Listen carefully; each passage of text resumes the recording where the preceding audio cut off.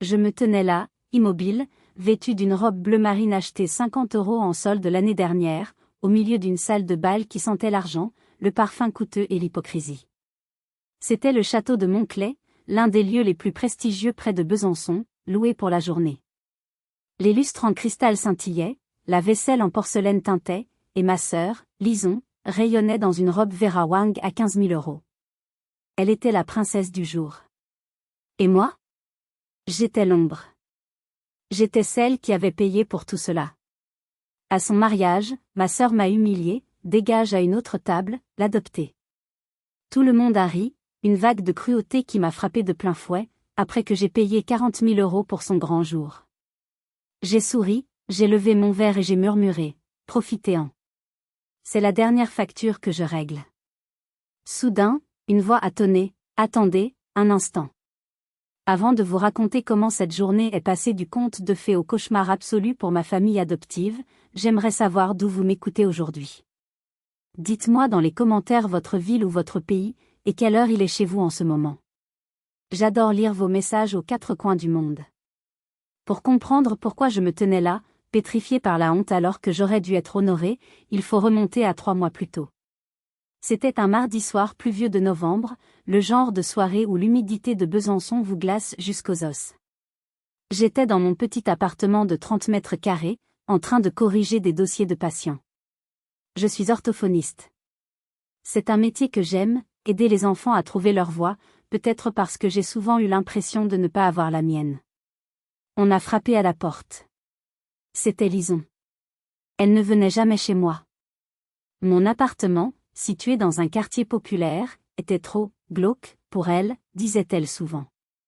Mais ce soir-là, elle était là, les yeux rouges, le maquillage coulant, une bouteille de vin bon marché à la main, un détail ironique quand on connaît ses goûts de luxe.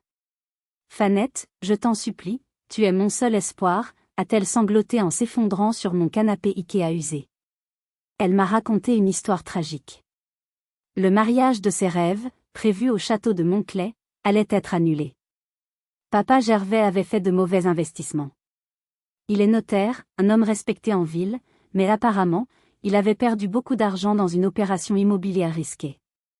Maman Delphine était dévastée. Il ne pouvait plus payer le traiteur, ni la location du lieu. Il manquait 40 000 €. Si on annule maintenant, c'est la honte absolue, Fanette. Tout Besançon va se moquer de nous. Je ne pourrai pas supporter ça, a-t-elle pleuré en me saisissant les mains. Ses ongles manucurés s'enfonçaient dans ma peau. Puis, elle a dit les mots magiques. Les mots que j'attendais depuis que j'avais 5 ans, depuis le jour où Gervais et Delphine m'avaient ramené chez eux. Fanette, je sais qu'on n'a pas toujours été proches. Je sais que j'ai été une peste. Mais si tu nous aides, si tu sauves ce mariage, je te promets que tout changera. On sera enfin de vraies sœurs. Plus de l'adopter. Juste toi et moi. Sœur de sang, sœur de cœur. Je l'ai regardée. J'ai vu la détresse dans ses yeux, ou ce que je croyais être de la détresse. J'ai pensé à mes économies. 40 000 €. C'était tout ce que j'avais. 5 ans de travail acharné, de vacances sautées, de déjeuners composés de sandwichs triangles, de vêtements portés jusqu'à la corde. C'était l'apport pour mon propre cabinet, mon rêve d'indépendance. Mais face à ce rêve, il y avait un besoin plus profond, plus viscéral, le besoin d'appartenir. D'être aimé. D'être enfin vu comme un membre de cette famille et non comme une obligation caritative. D'accord, ai-je murmuré, la gorge serrée. Le lendemain, j'ai fait le virement. J'ai vu le solde de mon compte passer de 42 000 à 2 000 € en une seconde. J'ai eu la nausée. Mais Gervais m'a serré dans ses bras pour la première fois depuis mes 10 ans. Delphine m'a embrassé sur la joue. Lison a crié de joie et a posté une photo de nous deux sur Instagram avec la légende « Ma sœur, ma sauveuse ». J'ai cru que j'avais acheté mon ticket d'entrée dans la famille. J'ai cru que j'avais acheté de l'amour. 3 mois plus tard, je suis arrivée au château. Je n'avais pas les moyens de m'acheter une nouvelle tenue, alors j'ai mis ma robe de travail la plus correcte. À l'entrée de la salle de réception, il y avait un grand panneau en plexiglas doré avec le plan de table calligraphié. J'ai cherché mon nom à la table d'honneur, la table royale. Gervais, Delphine, Lison, le marié, les parents du marié. Pas de Fanette. J'ai cherché à la table 2, celle des demoiselles d'honneur. Rien. J'ai cherché à la table 3, la famille élargie. Rien. Un froid glacial a envahi mon estomac. J'ai parcouru la liste, table après table. Table 10. Table 11. Table 12. Et là, tout en bas, écrit en petits caractères, table 13. Fanette est. J'ai levé les yeux pour localiser la table 13 dans la salle. Elle était tout au fond, coincée entre la porte battante des cuisines et l'entrée des toilettes. C'était la table, poubelle, celle où l'on met les collègues de travail qu'on n'aime pas trop ou les cousins éloignés qu'on a été obligé d'inviter. Je me suis dirigée vers cette table, les jambes tremblantes. J'ai réalisé que pour eux, 40 000 € n'avaient pas acheté de l'amour. Ils avaient juste payé le décor de mon humiliation. Mais je ne savais pas encore à quel point cette soirée allait devenir cruelle. Assise à la table 13, j'avais l'impression d'être une étrangère à mon propre enterrement. Mes compagnons de table étaient un couple de personnes âgées, amis d'une grand-tante du marié, et 2 collègues de Gervais qui passaient leur temps à vérifier leurs montres. Le service a commencé, et c'est là que la ségrégation est devenue flagrante. Les serveurs ont défilé avec des plateaux d'argent. Aux tables principales, devant mes parents et ma sœur, ils ont déposé des assiettes de homard bleu breton accompagnées de foie gras poêlé. L'odeur riche et beurrée embaumait la salle. Le vin qui coulait dans leurs verres était un grand cru classé. Quand le serveur est arrivé à notre table, il a posé devant moi une assiette différente. Suprême de volaille, sauce champignon, a-t-il marmonné sans me regarder. Le poulet était sec, la sauce avait figé, formant une peau peu appétissante. J'ai regardé autour de moi. Seules les 3 dernières tables avaient ce menu, économique. J'avais payé 40 000 € pour que ma sœur mange du homard, et je n'avais même pas droit à la même nourriture qu'elle. J'ai avalé ma fierté avec le poulet sec. Je me suis dit, reste calme. Ne fais pas de scène. C'est son jour. C'est ce qu'on m'avait appris toute ma vie, s'écraser, être reconnaissante, ne pas faire de vagues. Puis vint le moment des discours. Lison s'est levée, magnifique, rayonnante, un verre de champagne à la main. Elle a pris le micro. Sa voix, amplifiée par les enceintes de haute qualité, résonnait dans tout le château. Je voudrais remercier tous ceux qui ont rendu cette journée possible, a-t-elle commencé, des larmes de crocodile brillant dans ses yeux. Merci à mes parents merveilleux, Gervais et Delphine, pour leur amour inconditionnel et leur soutien financier sans faille. Sans vous, ce château ne serait qu'un rêve. J'ai serré ma serviette sous la table. Soutien financier sans faille? C'était mon argent. C'était mes économies. Merci à mon mari, Antoine. Merci à nos amis. Elle a cité tout le monde. Le fleuriste. Le DJ. Le chauffeur de la limousine. Elle a même remercié son chien, un caniche royal resté à la maison. Mais pas un mot pour moi. Pas un regard vers la table 13. J'étais invisible. J'étais le carnet de chèques qu'on jette une fois qu'il est vide. Je n'en pouvais plus. Les larmes me brûlaient les yeux. Je devais partir. Maintenant. Avant que je ne m'effondre devant 300 personnes. J'ai poussé ma chaise en arrière, le bruit raclant contre la pierre, et je me suis levée. J'ai pris mon sac à main, tête basse, essayant de me faufiler vers la sortie, espérant disparaître dans la nuit froide de Besançon. C'est à ce moment-là que la voix de Lison a claqué comme un fouet. Oh! Fanette! Tout le monde s'est tu. 300 têtes se sont tournées vers moi, figées près de la porte de service. Lison me regardait depuis l'estrade, un sourire en coin, un sourire que je connaissais bien depuis l'enfance. C'était le sourire qu'elle avait quand elle cassait mes jouets et accusait le chat. « Tu pars déjà ?» a-t-elle demandé, faussement innocente dans son micro. Je n'ai pas répondu. Je voulais juste disparaître. Mais elle n'avait pas fini. Elle voulait m'écraser. En fait, c'est mieux comme ça, a-t-elle continué, son ton devenant soudainement acide et moqueur. De toute façon, tu faisais tache dans le décor. Elle a ri, un petit rire cristallin et cruel. Allez, dégage à une autre table, l'adopter. Ou mieux, rentre chez toi. Cette fête est pour la vraie famille. Les liens du sang, tu comprends? Pas les pièces rapportées. Le silence a duré une seconde, puis, des rires. Les demoiselles d'honneur ont gloussé. Les amis du marié ont ricané. Et le pire, le coup de poignard final, j'ai vu Gervais et Delphine, mes parents, rire aussi. Ils riaient de l'humiliation de la fille qui venait de sacrifier son avenir pour eux. Je dois faire une pause ici car mes mains tremblent encore en écrivant ces lignes. Imaginez-vous à ma place.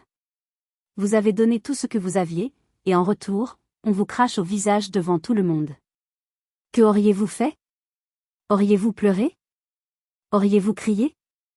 Dites-moi dans les commentaires comment vous auriez réagi face à une telle ingratitude. Je suis restée là, le cœur en miettes. Mais au milieu de cette douleur, quelque chose s'est brisé en moi. Pas mon cœur, mais mes chaînes. La chaîne de la culpabilité. La chaîne de la reconnaissance forcée. J'ai relevé la tête. J'ai essuyé mes larmes d'un revers de main. J'ai attrapé une coupe de champagne sur le plateau d'un serveur pétrifié à côté de moi. J'ai regardé Lison droit dans les yeux. Profitez-en bien, Lison, ai-je dit d'une voix qui tremblait à peine, mais qui apportait dans le silence soudain de la salle. Savourez ce homard et ce château. C'est la dernière facture que je règle pour vous. Adieu. Je me suis retournée pour partir, laissant le chaos derrière moi. Je n'avais plus de famille, plus d'argent, mais j'avais ma dignité. J'ai fait 3 pas vers la sortie. C'est alors qu'un bruit sourd a résonné. Le bruit d'une canne en ébène frappant violemment le sol de marbre. Calac. Puis une voix. Une voix que je n'avais pas entendue depuis des années, une voix rauque, puissante, autoritaire. Attendez. Un instant. Je me suis figée. Tout le château s'est figé. Car personne, absolument personne à Besançon, n'osait ignorer cette voix. Je me suis retournée lentement. Au centre de la salle, à la table d'honneur, une silhouette se levait. C'était Honorine. Ma grand-mère. Ou plutôt, la mère de Gervais. À 82 ans, elle était une légende vivante dans la région. Propriétaire de la moitié des immeubles haussmanniens du centre-ville, redoutée par les banquiers et les promoteurs. On l'appelait la Dame de Fer. Elle était malade, tout le monde le savait. Un cancer du pancréas qui la rongeait. Elle était pâle, maigre, mais en ce moment précis, ses yeux bleus brillaient d'un feu terrifiant. Elle a repoussé la main de Gervais qui essayait de l'aider à se lever. Ne me touche pas, a-t-elle sifflé. Elle s'est appuyée sur sa canne et a avancé vers le centre de la piste de danse. Le DJ a coupé la musique. Le silence était si lourd qu'on aurait pu entendre une épingle tomber. Honorine m'a regardé. Son visage, habituellement sévère et impénétrable, s'est adouci une fraction de seconde. Puis elle s'est tournée vers Lison, Gervais et Delphine. Maître Ambroise, a-t-elle appelé. Un homme en costume gris, son notaire personnel et homme de confiance depuis 40 ans, a surgi de l'ombre. Il tenait une tablette connectée au système de projection de la salle. « Connectez-vous » a ordonné Honorine. « Maman, qu'est-ce que tu fais » a balbutié Gervais, son visage devenant cireux. « Ce n'est pas le moment, c'est exactement le moment. » A coupé Honorine, sa voix claquant comme un coup de tonnerre. « Vous avez voulu un spectacle ? Vous avez voulu humilier cette jeune fille devant tout le monde ? Très bien. Allons jusqu'au bout du spectacle. » L'écran géant derrière la table des mariés, prévu pour diffuser un montage photo romantique, s'est allumé. Ce n'étaient pas des photos de Lison enfant. C'était un document juridique. Un testament.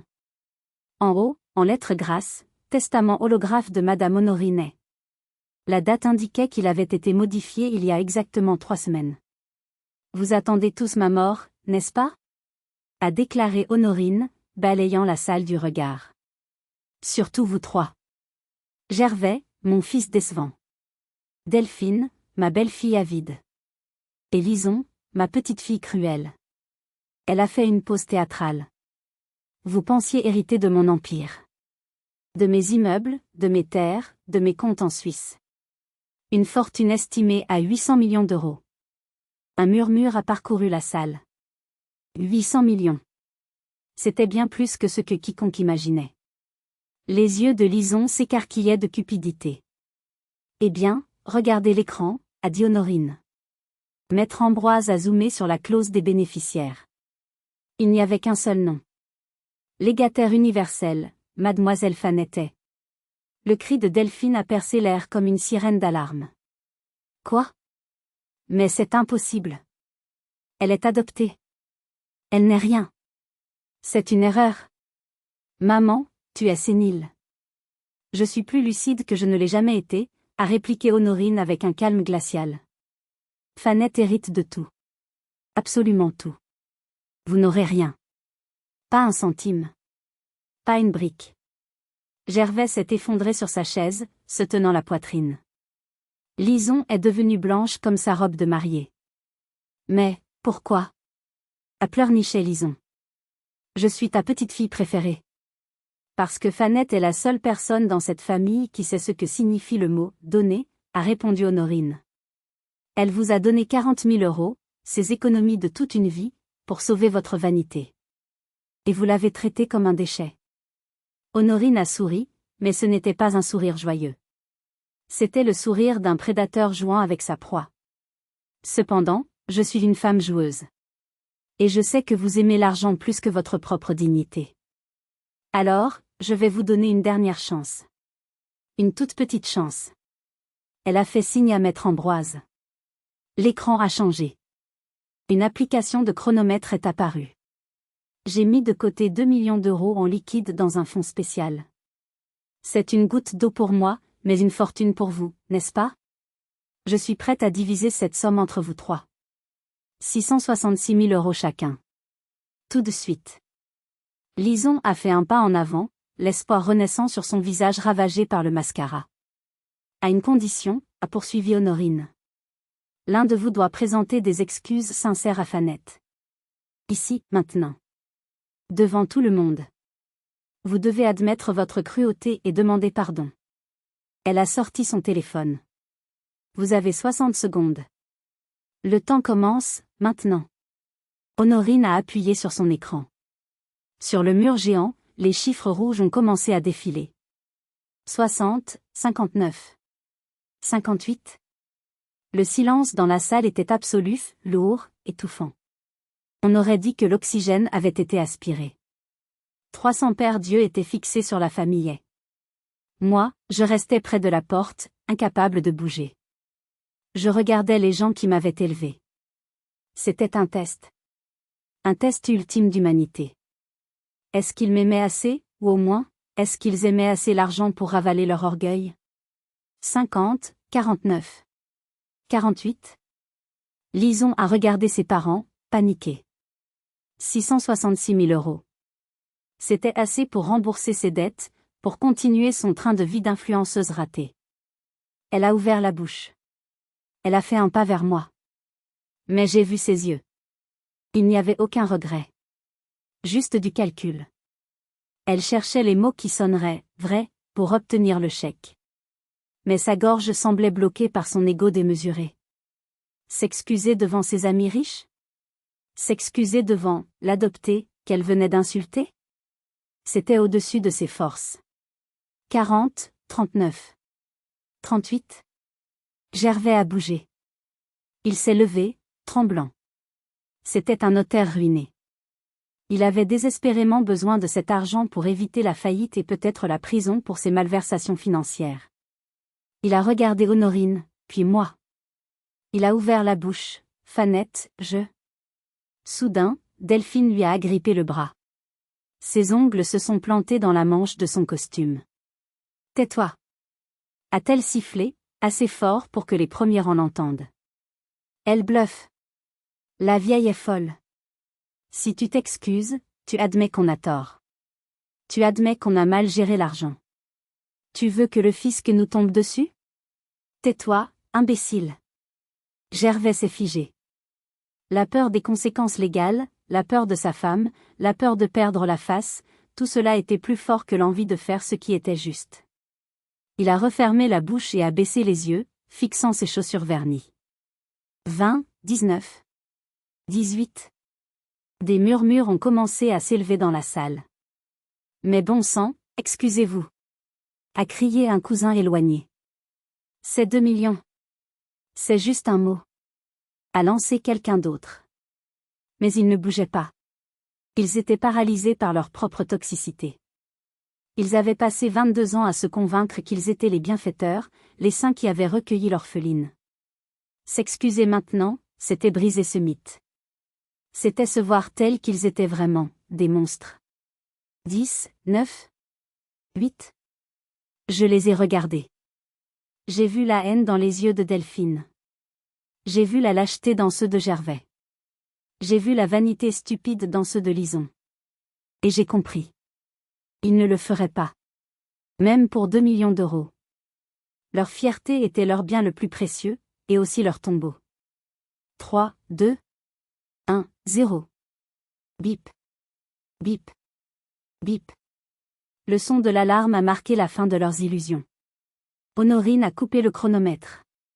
Elle a soupiré, un son profond, chargé de déception mais pas de surprise. C'est terminé, a-t-elle dit doucement. Elle s'est tournée vers Maître Ambroise. Annuler le fonds spécial. Transférer immédiatement les 2 millions d'euros à l'hôpital Saint-Jude pour la recherche pédiatrique. Bien, madame, a répondu le notaire en tapotant sur sa tablette. C'est fait. La salle a explosé en exclamations de choc. Lison a poussé un cri strident, comme un animal blessé. Non. Tu ne peux pas faire ça. C'est mon argent. Ce n'a jamais été ton argent, a tranché Honorine. Et maintenant, vous n'avez plus rien.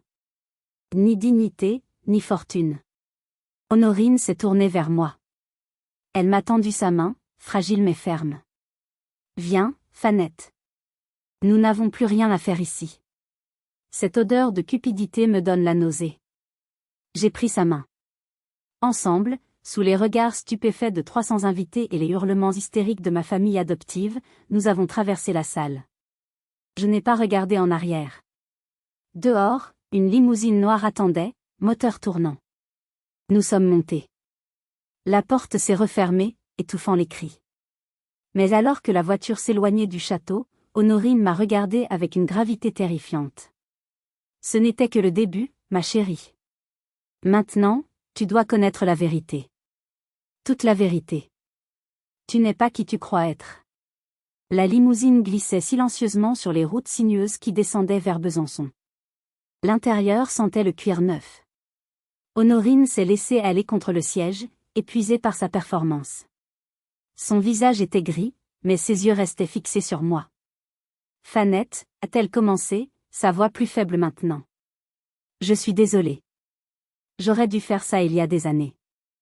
Mais j'étais lâche. J'avais peur de briser ce qui restait de ma famille. Mais ce soir, ils ont prouvé qu'ils ne méritaient aucune pitié. Grand-mère?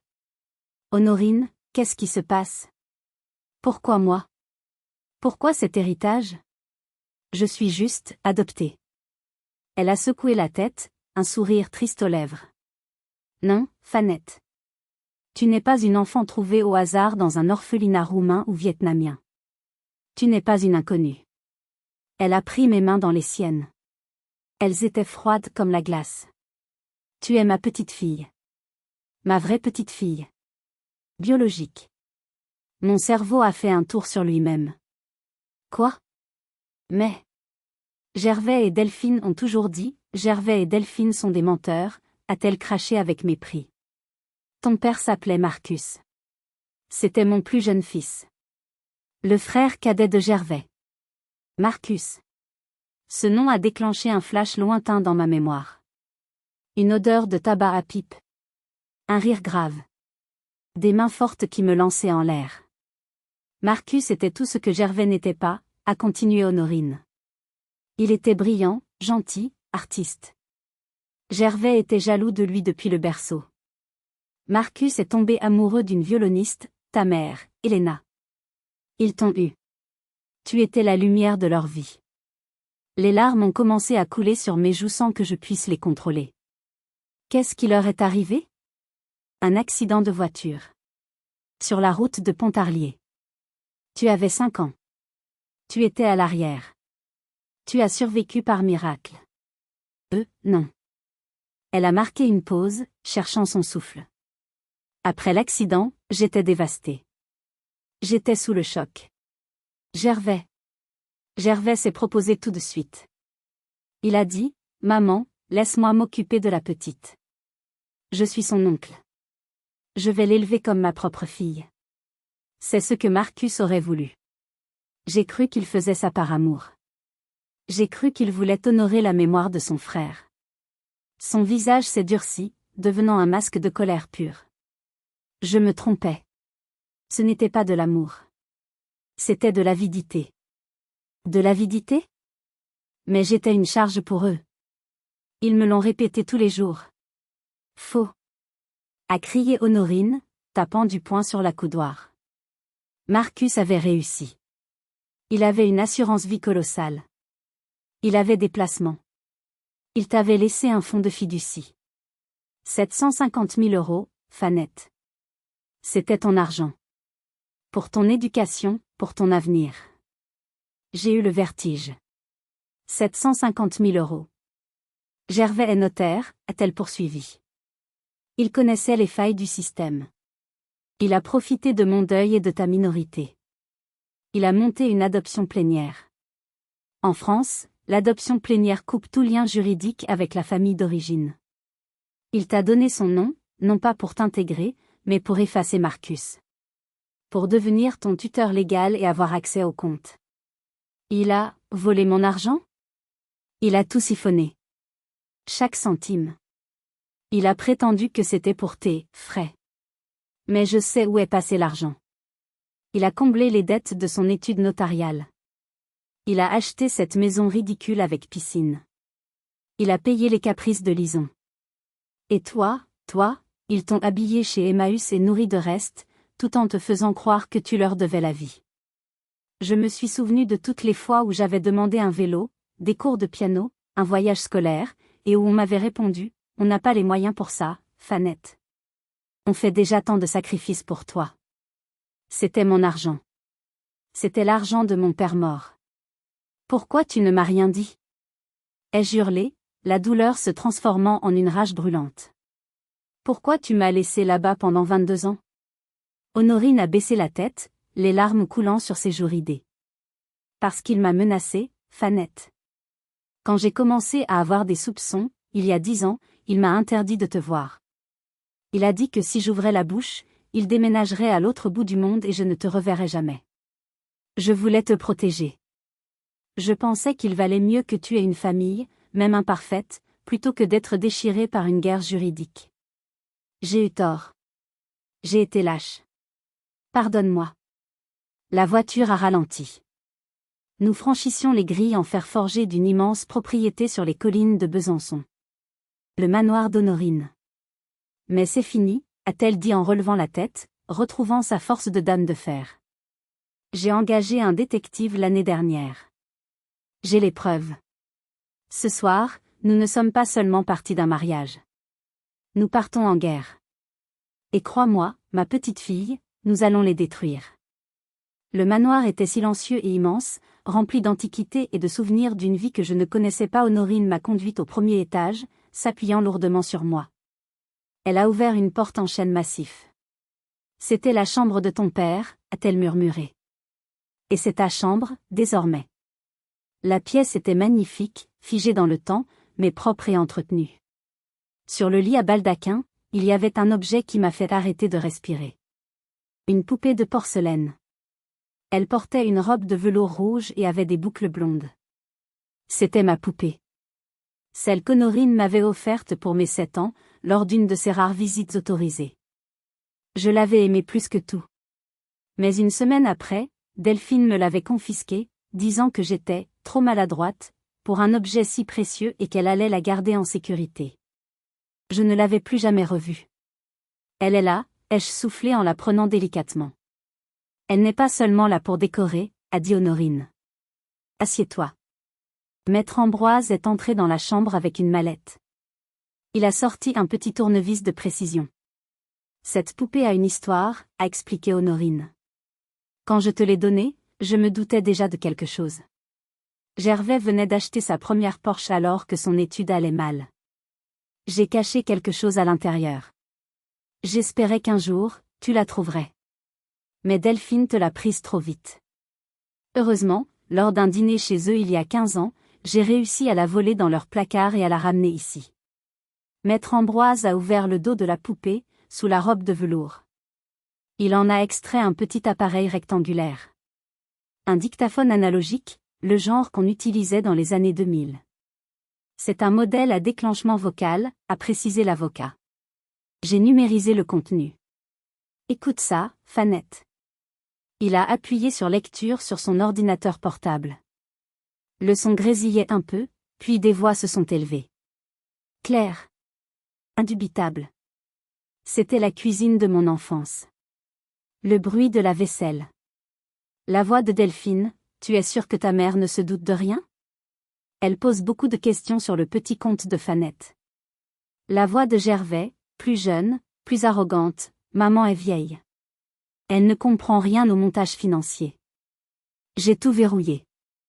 L'héritage de Marcus est fondu dans nos actifs. 750 000 €, Delphine. C'est le jackpot. Le gamin mort nous a sauvé la mise. Un rire. Le rire de Delphine. Gervais a continué, et pour la petite, on lui changera son nom de famille le mois prochain. Une fois que l'adoption plénière est prononcée, c'est fini. Plus de traces de Marcus. Elle sera une aide de ma lignée, sous ma botte. On lui dira qu'on l'a sauvée de la misère. Elle nous mangera dans la main par gratitude. Delphine, et pour l'argent? Si elle demande plus tard? Gervais, elle ne saura jamais qu'il y a eu de l'argent. On lui dira que ses parents sont morts endettés. Qu'on a dû payer leurs dettes. Elle se sentira coupable toute sa vie. C'est le plan parfait. Clic, fin de l'enregistrement. Je suis restée assise sur le lit, la poupée sur mes genoux, le corps glacé. Ce n'était pas seulement de l'avidité. C'était du sadisme. Ils avaient planifié ma culpabilité. Ils avaient orchestré ma soumission. Chaque fois que je m'étais sentie comme un fardeau, chaque fois que j'avais pleuré de gratitude parce qu'ils m'avaient acheté une paire de chaussures bon marché, tout cela était un mensonge calculé. Ils avaient volé mon passé. Ils avaient volé mon avenir. Et ils avaient ri en le faisant. Je me suis levée. J'ai posé la poupée. J'ai regardé Honorine. Je n'avais plus envie de pleurer. Ils vont payer, ai-je dit. Pas seulement l'argent. Ils vont payer pour chaque jour où ils m'ont fait sentir que je n'étais rien. Honorine a souri. Maître Ambroise a déjà préparé la plainte. Abus de confiance, détournement de fonds de mineurs, faux et usage de faux. Et avec ce nouvel enregistrement, même s'il est vieux, nous avons la preuve de l'intention frauduleuse. Demain, Besançon se réveille avec un scandale. Mais nous ne savions pas que Delphine, acculée, allait frapper la première, et de la manière la plus sale possible. Le lendemain matin, je me suis réveillée dans un lit de soie, mais le cauchemar était loin d'être fini.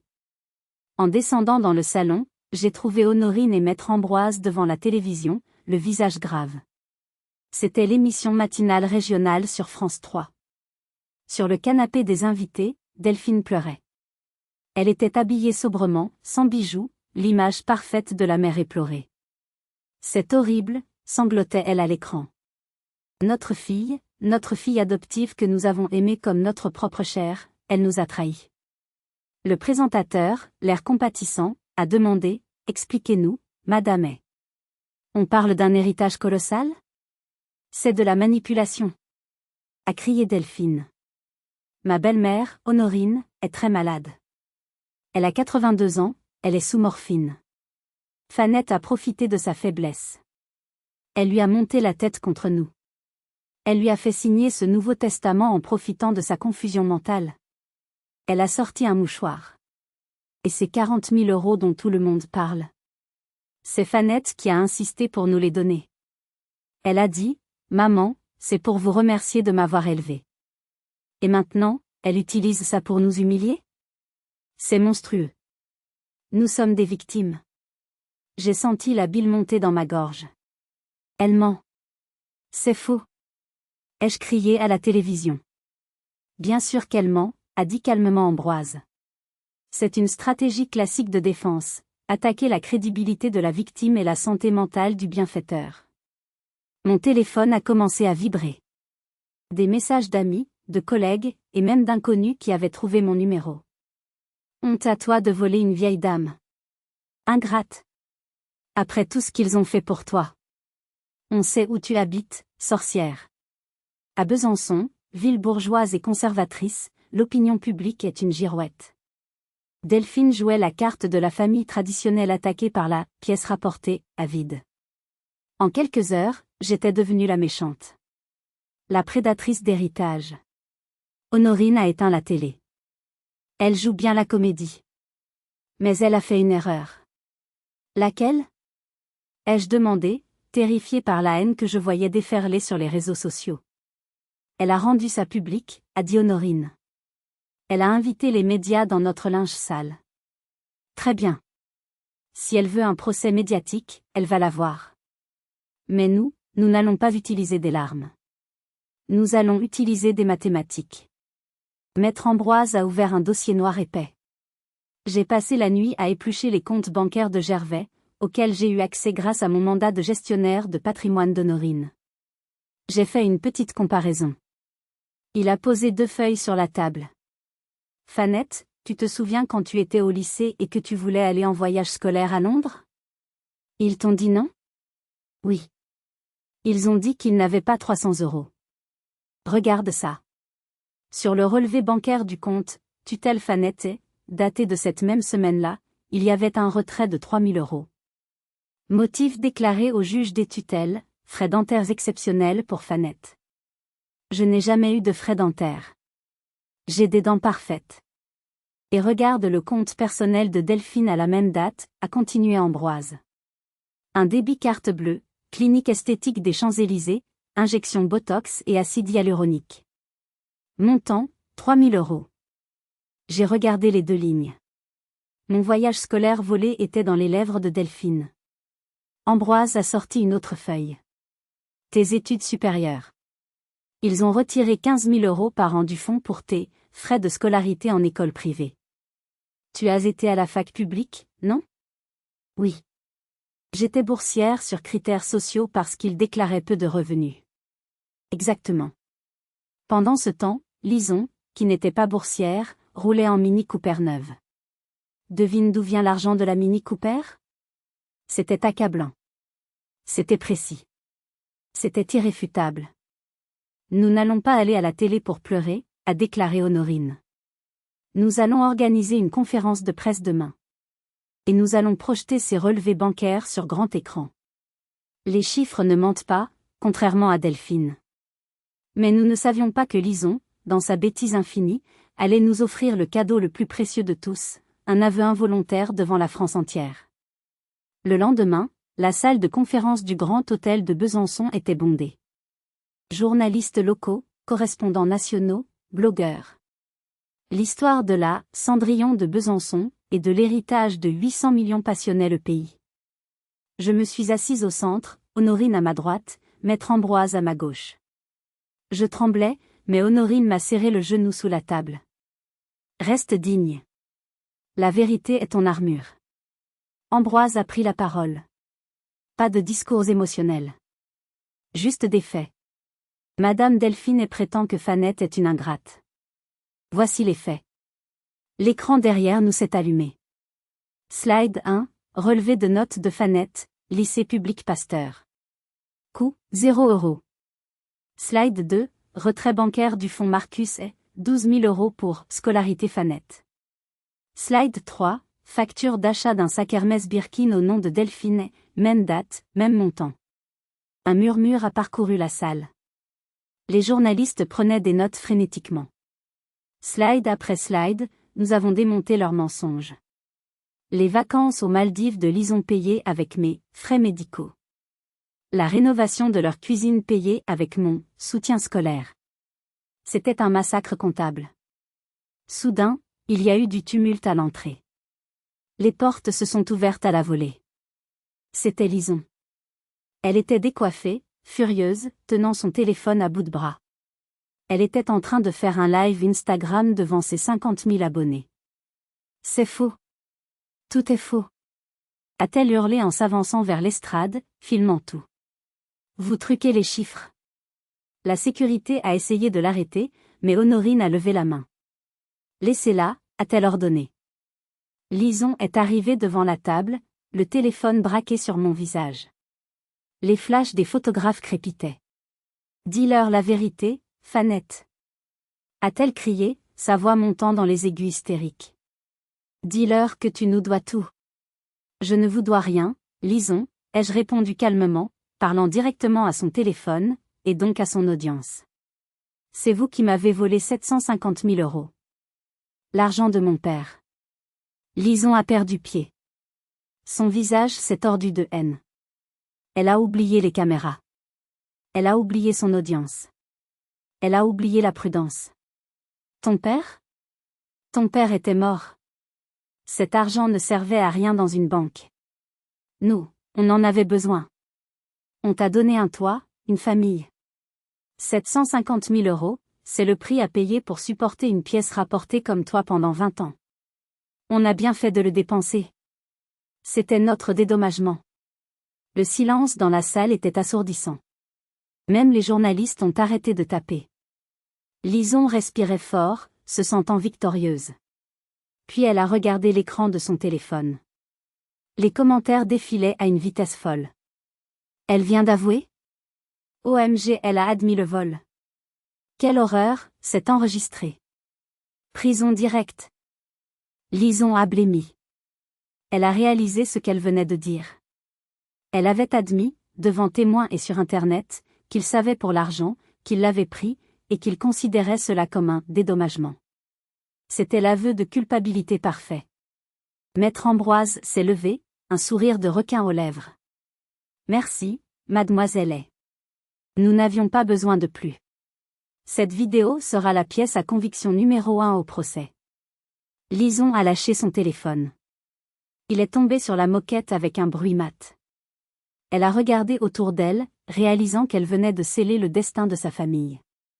Elle s'est enfuie en courant, sous les huées des journalistes. Ce soir-là, le hashtag Justice pour Fanette était numéro 1 en France. La guerre médiatique était gagnée. Mais il restait la guerre juridique. Et Gervais, le notaire, n'avait pas dit son dernier mot. Le procès a eu lieu 6 mois plus tard au tribunal de grande instance de Besançon. L'ambiance était électrique. Gervais, Delphine et Lison étaient assis sur le banc des accusés. Ils avaient perdu leur arrogance. Ils avaient l'air petits, gris, effrayés. Leurs avoirs avaient été gelés par la justice en attendant le verdict. Gervais, en tant que notaire, jouait sa vie. Il avait engagé un ténor du barreau parisien. Sa défense? J'ai agi dans l'intérêt supérieur de l'enfant en investissant l'argent dans le patrimoine familial global, dont elle bénéficiait. C'était techniquement habile. Il essayait de transformer le vol en « mauvaise gestion ». Mais nous avions l'arme atomique. Le juge a appelé Maître Ambroise à la barre. « Monsieur le Président, a dit Ambroise, nous aimerions soumettre une nouvelle preuve. » Un test ADN réalisé en 2003, juste après l'accident des parents de Fanette. Il a tendu le document au juge. Ce test a été commandé par Gervais et lui-même. Il prouve à 99,9% que Fanette est la nièce biologique de Gervais. Et regardez la note manuscrite de Gervais en bas de page, résultat positif. Ne jamais divulguer. Procéder à l'adoption plénière pour couper la filiation et sécuriser les fonds. Un hoquet de stupeur a parcouru la salle. Gervais a fermé les yeux. C'était la fin. Ce document prouvait la préméditation. Il prouvait qu'il avait sciemment effacé l'identité de sa nièce pour la voler. Ce n'était pas de la gestion, c'était de la prédation. Le juge, un homme sévère aux lunettes cerclées d'acier, a regardé Gervais avec un dégoût non dissimulé. Monsieur A, en tant qu'officier public ministériel, vous êtes le garant de la vérité et de la loi. Vous avez utilisé votre savoir pour dépouiller une orpheline de 5 ans qui était votre propre sang. C'est abject. Le verdict est tombé comme un coup près. Annulation de l'adoption plénière, je retrouvais mon identité et ma filiation avec Marcus. Remboursement intégral, Gervais et Delphine étaient condamnés à rembourser les 750 000 €, plus les intérêts légaux sur 22 ans, plus des dommages et intérêts punitifs. Total, 3,5 millions d'euros. Saisie des biens, comme ils ne possédaient pas cette somme liquide, le tribunal ordonnait la saisie immédiate de leur maison, de leur voiture et de tous leurs biens de valeur. Sanction professionnelle, Gervais était radié à vie de l'ordre des notaires. Sa carrière était finie. Sanction pénale, Delphine, considérée comme l'instigatrice des dépenses frauduleuses et de la campagne de diffamation, a pris 3 ans de prison ferme. Lison, complice et bénéficiaire, a écopé de travaux d'intérêt général et d'une lourde amende. Puis vint le tour de Gervais pour la prison. Le procureur avait demandé 5 ans ferme. Le juge m'a demandé si je voulais faire une déclaration avant le prononcé de la peine. Je me suis levé. J'ai regardé Gervais. Il pleurait silencieusement. Pour la première fois, je ne voyais pas le monstre. Je voyais un homme faible, dévoré par la jalousie envers son frère, manipulé par sa femme, et écrasé par ses propres mensonges. Monsieur le Président, ai-je dit. Je ne veux pas qu'il aille en prison. Le tribunal a murmuré. Honorine m'a regardé, surprise, mais ne m'a pas interrompu. La prison serait trop facile. Il serait nourri, logé, oublié. Je veux qu'il reste dehors. Je veux qu'il vive dans la ville où il était un notable, mais sans son titre, sans sa maison, sans son honneur. Je veux qu'il travaille pour survivre. Je veux qu'il me voie réussir avec l'argent qu'il a essayé de me voler. Sa punition doit être sa vie, pas sa cellule. Le juge a acquiescé. Gervais a pris 3 ans de prison avec sursis et une obligation de remboursement mensuel jusqu'à la fin de ses jours. En sortant du tribunal, Gervais a essayé de s'approcher de moi. Fanette, merci. Je l'ai arrêté d'un geste. Je ne l'ai pas fait pour toi, Gervais. Je l'ai fait pour ne pas devenir comme toi. Je suis parti rejoindre Honorine. Nous avions gagné. Mais le temps nous était compté. La victoire avait un goût amer. Quelques semaines après le procès, l'état d'Honorine s'est dégradé brutalement. Le cancer avait gagné. Elle refusait d'aller à l'hôpital. Elle voulait mourir chez elle, dans son manoir, avec vue sur la citadelle de Besançon. J'ai passé mes journées et mes nuits à son chevet. Nous avons parlé pendant des heures. Elle m'a raconté Marcus. Elle m'a raconté son enfance. Elle m'a appris à gérer un empire immobilier.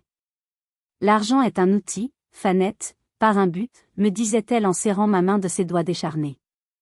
Si tu le gardes pour toi, il pourrit. Si tu le fais circuler pour aider, il fleurit. Une nuit d'hiver, alors que la neige tombait doucement dehors, elle m'a fait signe d'approcher. Sa voix n'était qu'un souffle. Ouvre le tiroir de la table de nuit. J'ai obéi. Il y avait une petite boîte en velours bleu. Ouvre-la. À l'intérieur, il y avait une bague. Un saphir entouré de diamants. C'était la bague de fiançailles de ta mère, Helena. Gervais me l'avait volée après l'accident pour la vendre, mais je l'ai rachetée au prêteur sur gage sans qu'il le sache. Je l'ai gardée pour toi. Elle te revient. Elle a glissé la bague à mon doigt. Elle était parfaite. Fanette, écoute-moi bien. La plus grande victoire sur eux, ce n'est pas le procès. Ce n'est pas leur ruine. C'est toi. C'est ta capacité à aimer malgré tout. Ne laisse pas la haine durcir ton cœur. Promets-moi que tu seras heureuse. Je te le promets, grand-mère. Elle a fermé les yeux. Elle a souri, comme si elle voyait enfin Marcus l'attendre quelque part. Je peux partir maintenant. Ma petite fille est en sécurité. Elle a rendu son dernier soupir quelques minutes plus tard. J'ai pleuré comme une enfant, la tête posée sur sa poitrine immobile. J'étais désormais seule. Seule à la tête d'une fortune de 800 millions d'euros, seule héritière de la dynastie Hay. Mais je n'étais pas vraiment seule. J'avais une mission. Dans son testament, Honorine m'avait laissé une lettre finale, construit des tables plus grandes, pas des murs plus hauts. Pendant ce temps, le karma finissait son travail avec le reste de la famille. Lison, désespérée et sans le sou, a essayé une dernière arnaque. Elle m'a contactée, prétendant être enceinte d'un riche homme d'affaires qui l'avait abandonnée. Elle voulait 50 000 € pour le bébé. J'ai engagé un détective. Il a découvert qu'elle avait subi une ligature des trompes 2 ans auparavant pour ne pas gâcher sa silhouette. Elle simulait une grossesse avec un faux ventre pour escroquer de l'argent à ses anciennes connaissances. Je l'ai dénoncée à la police pour tentative d'escroquerie. Elle a été arrêtée. Sa photo d'identité judiciaire, sans maquillage et à garde, a fait la une des journaux locaux. C'était la fin définitive de ses prétentions sociales. Delphine était en prison, isolée, vieillie prématurément. Gervais vivait dans un studio meublé miteux en banlieue, travaillant comme archiviste au sous-sol d'une mairie pour payer ses dettes. Ils étaient sortis de ma vie. Il était temps pour moi de commencer la mienne. 2 ans ont passé. J'avais transformé le manoir d'Honorine. Ce n'était plus une forteresse solitaire. C'était devenu le siège de la Fondation Marcus et Honorine. La fondation avait pour but d'aider les enfants victimes d'abus financiers et psychologiques, les oubliés du système, ceux comme moi qui passaient à travers les mailles du filet. Nous offrions une aide juridique, des bourses d'études et un soutien thérapeutique. Un matin, ma secrétaire m'a annoncé qu'un homme insistait pour me voir. Il n'avait pas rendez-vous. Il dit qu'il s'appelle Gervais. Il a l'air inoffensif. Mon cœur a raté un battement. Gervais. Faites-le entrer, ai-je dit, curieuse. Quand il est entré, je ne l'ai pas reconnu. L'homme arrogant au costume italien avait disparu. Devant moi se tenait un vieil homme voûté, vêtu d'un pull fatigué, les cheveux blancs et clairsemés. Il tenait son béret à la main comme un écolier puni. « Fanette, a-t-il dit, la voix tremblante. Je ne viens pas demander de l'argent. Je sais que je n'y ai pas droit. Alors pourquoi es-tu là ? Ai-je demandé froidement. J'ai lu ce que tu fais ici. La fondation. C'est bien. Marcus aurait été fier. Il a hésité, triturant son béret. Je suis à la retraite forcée. Je vis seul. Je n'ai personne. J'aimerais aider. Pas pour l'argent. Bénévolement. Je peux balayer. Je peux trier des papiers. Je peux faire le café. N'importe quoi. J'ai besoin de faire quelque chose de bien avant de mourir. J'ai besoin d'essayer de réparer, même si c'est impossible. Je l'ai regardé longuement. Je cherchais le mensonge, la manipulation. Mais je n'ai vu que de la solitude et un regret immense. La prison de sa propre conscience était bien pire que celle de Delphine. J'ai pensé à Honorine. J'ai pensé à sa promesse. Ne laisse pas la haine durcir ton cœur. Si je le chassais, je restais la victime en colère. Si je lui donnais une chance, je devenais celle qui a le pouvoir de pardonner. Tu ne toucheras jamais à l'argent, ai-je dit fermement. Tu ne parleras pas aux enfants sans supervision. Et au moindre faux pas, je te mets dehors. Il a levé les yeux, larmes aux yeux. Merci. Merci, Fanette. Ne m'appelle pas Fanette. Appelle-moi Madame la Présidente. Il a hoché la tête, humblement. Oui, Madame la Présidente. C'était étrange, mais voir cet homme qui m'avait tant terrorisé balayer les feuilles mortes dans le jardin de la fondation m'a guéri plus que n'importe quelle thérapie. Il n'était plus le monstre sous mon lit. Il était juste un vieil homme pathétique qui essayait de racheter son âme. 5 ans après le fameux mariage. La fondation Marcus et Honorine était devenue une référence nationale. J'étais heureuse. J'avais trouvé la paix. Mais il me manquait encore quelque chose. Un après-midi d'automne, une assistante sociale est arrivée avec une nouvelle protégée. Elle s'appelle Zélie, m'a-t-elle dit. Elle a 9 ans. Ses parents sont morts il y a 6 mois. Elle a été placée en famille d'accueil, mais ça se passe mal. Ils disent qu'elle est difficile. Zélie est entrée dans mon bureau. Elle était petite, maigre, avec des cheveux bruns en bataille et des yeux immenses, farouches et tristes. Elle serrait contre elle un vieux cahier de musique écorné. J'ai eu l'impression de me regarder dans un miroir 20 ans plus tôt. Bonjour Zélie, ai-je dit doucement. J'aime ton cahier. Tu joues de la musique ? Elle m'a regardé avec méfiance. Je jouais du piano. Avec mon papa. Mais ma nouvelle maman dit que ça fait du bruit et que les leçons coûtent trop cher. Elle a jeté mes partitions. J'ai juste sauvé ce cahier. Mon cœur s'est serré. L'histoire se répétait.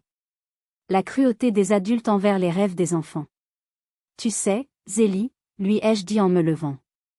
J'ai un piano ici. Un très beau piano à queue qui appartenait à ma grand-mère. Personne n'y touche. Tu veux essayer? Ses yeux se sont allumés d'une lueur timide. Je peux? Vraiment? Sans payer? J'ai souri. Ici, tu ne paieras jamais pour faire ce que tu aimes. Je l'ai emmené dans le grand salon. J'ai ouvert le piano Pleyel. Zélie s'est assise sur le tabouret, ses petits pieds ne touchant pas le sol. Elle a posé ses mains sur les touches. Elle a hésité. Puis elle a commencé à jouer. C'était maladroit, hésitant, mais il y avait une émotion pure. C'était une mélodie simple, celle que Marcus jouait sur les vieilles vidéos que j'avais retrouvées. Je me suis assise à côté d'elle. J'ai posé mes mains à côté des siennes. On joue ensemble? Ai-je proposé? Nous avons joué un duo improvisé. La musique a rempli la maison, chassant les derniers fantômes du passé. Par la fenêtre, j'ai vu Gervais qui ratissait les allées. Il s'est arrêté en entendant la musique. Il a regardé vers la fenêtre. Il a vu la petite fille au piano. Il a souri tristement, a essuyé une larme, et a repris son travail. J'ai su à ce moment-là que j'avais gagné. Vraiment gagné. Je n'avais pas seulement récupéré mon argent ou mon nom. J'avais récupéré ma capacité à donner de l'amour sans peur. Zélie n'était pas ma fille par le sang, mais je savais déjà que je ne la laisserais jamais tomber. Je serais pour elle la Honorine que j'avais eue trop tard. Je serais la mère que je n'avais pas eue. J'ai regardé mes mains sur le clavier, la bague de saphir scintillant à mon doigt. Trouve une autre table, l'adopter, m'avait dit Lison. Eh bien, j'avais trouvé ma table. C'était celle-ci. Une table où il y avait de la place pour tout le monde, pour les cœurs brisés, pour les rêves oubliés, et pour la musique. Je suis Fanettet. J'ai été humiliée, volée, reniée. Mais aujourd'hui, je suis libre. Et ma vengeance la plus douce, c'est ce sourire sur le visage de Zélie. Merci d'avoir écouté mon histoire jusqu'au bout. Si mon parcours vous a touché, si vous pensez que la famille se définit par l'amour et non par le sang, s'il vous plaît, laissez un « j'aime » et partagez cette vidéo. Et surtout, abonnez-vous pour rejoindre notre communauté de résilients. Nous avons tous une force insoupçonnée en nous. Ne laissez personne vous dire le contraire. À très bientôt pour une nouvelle histoire.